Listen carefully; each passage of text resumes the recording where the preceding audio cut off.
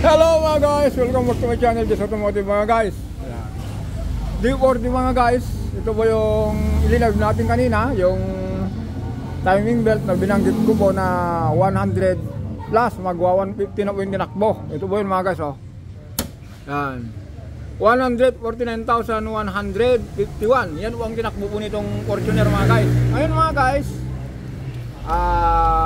i-try natin paandarin bago natin pag-usapan ito uli. Ito po, hindi ko na po may pakita kung paano natin pinalitan kasi ang dami na pong content na ganito.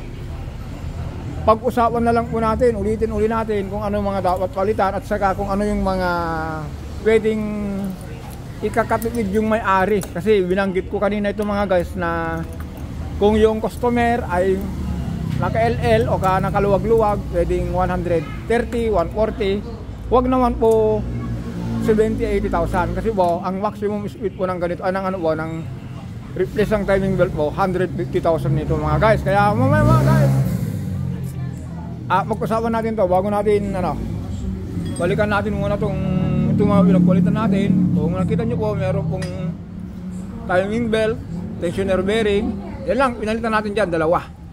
Kaya mga guys, andarin muna natin. Yan.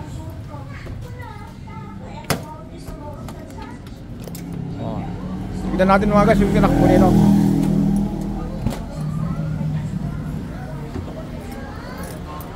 Ito kasi mga guys ay ang may-ari po nito, first owner.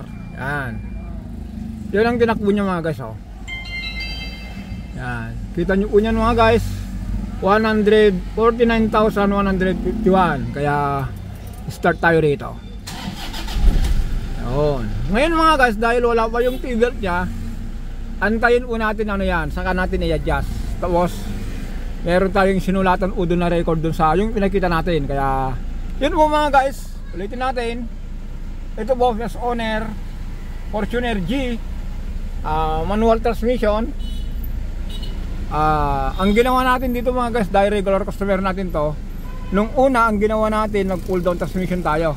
Mas nauna po pinalitan yung clutch disc pressure plate nya kaysa yung timing belt. Bakit ba mga guys? Kasi po ang maximum po ng ng Fortuner po 150,000. Kaya yan mga guys, patayin na natin to at pag-usapan natin yung yung pinagpalitan natin doon. Ipakita natin kung ano yung pinalitan natin at saka anong brand.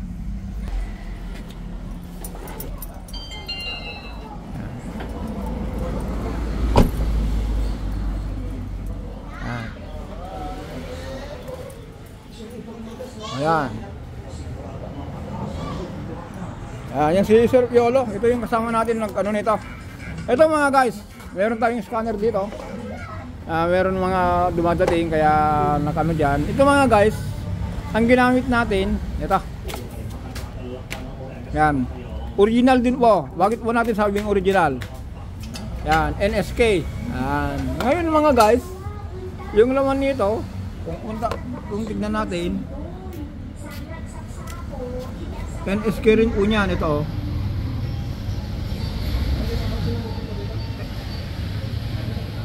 Yo, kita nyo mga guys, NSK. Ganyan na ganyan po yung nilagay natin dito, original din. Yan, yung mga kumontra na lang. Tapos mga guys, itong timing belt po, bilhin nyo po 150, magwa 150 na. 1,000 na lang, kasi 149,151 Ayan, ito hindi pa nabura. Pero alam nyo mga guys, ayan, kaya nga po ito, daldalan na lang tayo rito para ma-remind ko lang yung mga may-ari ng sasakyan, yung may mga Fortuner, Hilux, Hi-Ace, ayan, yung mga D4D na 2KD, 1KD, 150,000 odometer for maximum. Yan. Kaya meron kong ganito, linagyan natin. Yan, nandito na yon. Yan, ito po yon. Yan. July 16, 2004. Ang model nito mga guys ay 2014. 14. Ito ang tinakbo niya. Nag-average po siya ng 14,000 yearly. Kaya umabot po siya ng 10 taon. O, di ba mga guys? Ganun lang po tayo rito. Ngayon mga guys, dahil marami tayong nababanggit dito, meron tayong mga timing belt na pinagpapalitan. Ito mga to. Yan, taran, yan. Ngayon mga guys, meron ano rito. 3 o marami po ito. Pag ano, tignan natin mga guys ha. Yan. Ito po yung ano, yung pinalitan natin na sabi ng may-ari, sabi niya, "Yes, palitan mo nga yung ano, yung ito." Ito mga guys, original din po ito. Yan o. Ito po yung last na ginawa natin na nakaraan. Yan, 100. Ang tinakbo nyo po, ang tinakbo nito mga guys, parang 120 yata. Ito mga guys, ang ano, diskumpiyado po ako. Tingnan nyo po, nabura. Yan, ito pong ano, itong dalawa. Yan. Kung pansinin nyo mga guys, itong dalawa, parehas. Oh. Kita nyo po? Ito medyo mas bago. Kasi yung tinakbo po nito mga guys, 120. Ito po, 149. Ito na po yung pinalitan natin. Pero, ang nakakapagduda nito mga guys, yung isang pinalitan natin. Ito po, second owner, ano na po ito? Second owner. Sabi niya, "Jess, yung sasakyan ko, bagong bili ko, i-check mo nga yung timing belt ko." O kaya sabi niya, "Palitan mo na nga lang." Bakit? Para sigurado ako. Ito nang nangyari mga guys. Oh. Tignan nyo po. Pag i-compare natin ha. Hawakan mo sir. Ito. Ayusin natin. Ito. Ayusin natin ha.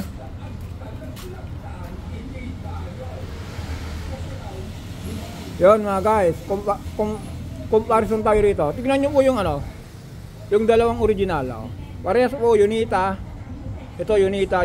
Ito po, meron din nakalagay na Unita, kaya lang nabura na.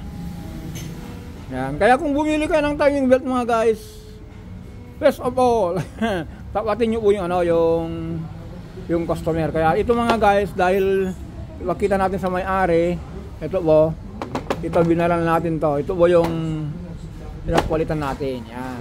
Ito po yung ilagay natin na reading niya. Yan. Ito mga guys, marami kayo ano sa akin. Ito po. Halimbawa po sa ano, ito po, nakuha natin ito. Pang Hyundai naman po ito. Ang tinakbo po nito, mag-100 na rin. Starex po ito. Ito yung pinalitan natin nakaraan. Tignan nyo po mga guys, hindi gaano nabura yung ano niya. Kahit 100 na, hindi pa nabura yung tatak niya. Pero itong isa, itong Toyota talaga, as in hindi nabura. Oh. Pero yung isang Toyota, oh, kaya be aware lang. Una-unang sa lahat, tapatin nyo yung tindero kung original ba itong pyesa o hindi. Kasi marami pong tindero sinungaling. Pero mga guys, yung original po na timing belt, ganito rin po yun. Na ito po, ano po ito? Adventure. Kung pansinin nyo po, may crack. Ang peke nito mga guys, hindi po nakakaroon ng ano, ng crack. Kusa na lang po napuputol.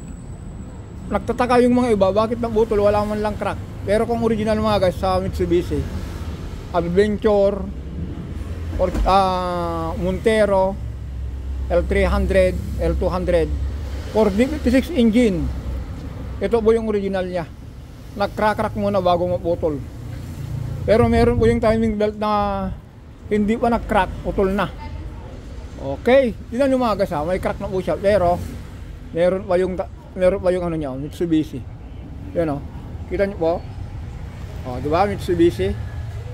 Yan ang ano, yan ang original na ano na timing belt. Kaya mga guys, kung balikan natin, kung magpalit kayo ng ano, ng timing belt, una sa lahat, tapatin nyo yung tindero.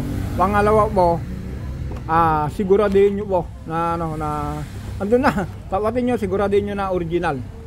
Tapos yung ano po, kung mapansin nyo po, dapat po ito tensioner, idler bearing at saka timing belt. Hindi ko po pinalitan yung ano, yung tensioner. Kasi po mga guys, prove ko na po niyan.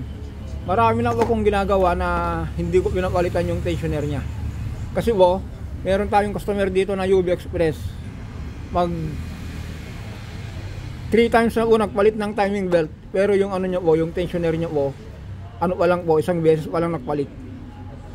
Kasi po, hindi naman po katulad ng ano na, yun po, nakaano lang po yun. Nakapirmi lang po siya.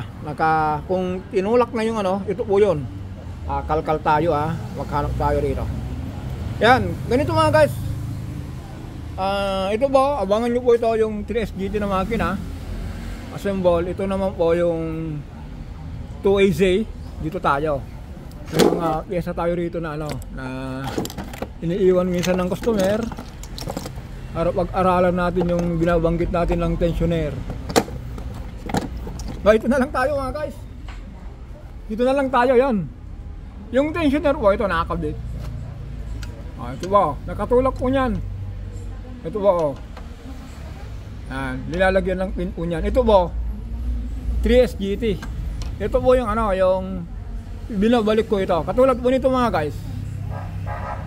Nung inassemble natin itong 3SGT, yung dati niya po, ikinabit ko pa rin. Kasi po, ito po yung ano, yung blinag natin na naglaro sa ano, sa off-road. Pumatok po yung makina dahil ano, tinamaan yung ano, yung crankcase niya. Kaya yan. Yun lang mga guys, yun lang ano po na kung ano po, parang hindi kayo magastusan dahil subok ko na po yun. Huwag nyo pong ano, huwag kayo po matakot na sa bagay kung marami kayong pera o kaya yung sobra-sobra na kayo o kaya yung LL na kayo, nakakaluwag-luwag. Palitan nyo na po ito. Pero sa akin po, based to my experience, marami akong customer na minsan nga mas marunong pa sa akin. Sabihin niya, Jess, ibalik mo yung ano, yung tensioner kasi nasubukan ko na yan. Yung UV Express ko, pabalik-balik na sa palit ng timing belt, pero ito, hindi ba ako nagpalit. Ayan. Doon lang tayo nagbase mga guys, kaya yun din, recommend ko na rin po yun. Okay mga guys, yun lang po, hindi ko makalkal yung lawan nito. Pero ito po yun, tawag po dito tension. Dito po nakaano. Yan. Okay. Ayan mga guys, dahil na pag-usapan na natin ito, 149,151. Ayan diba? Kaya siguro mga guys, hanggang dito na lang po tayo. Paalam na tayo. Huwag kayong mag-alala, huwag kayong matakot. Kaya nyong isagad ng 120, 140, 145 bago kayo magpalit ng timing belt. Katulad po nito, 149,000. 1,000 na lang po, magiging 50,000 na. O kaya kulang-kulang 1,000. Ano yun po? Bali ano, 849. Yan. Kung 149 na lang, 150,000 na. Ngayon lang palang nagpalit. Okay mga guys, hanggang dito lang po tayo. Don't forget to subscribe, like and share. Maraming salamat.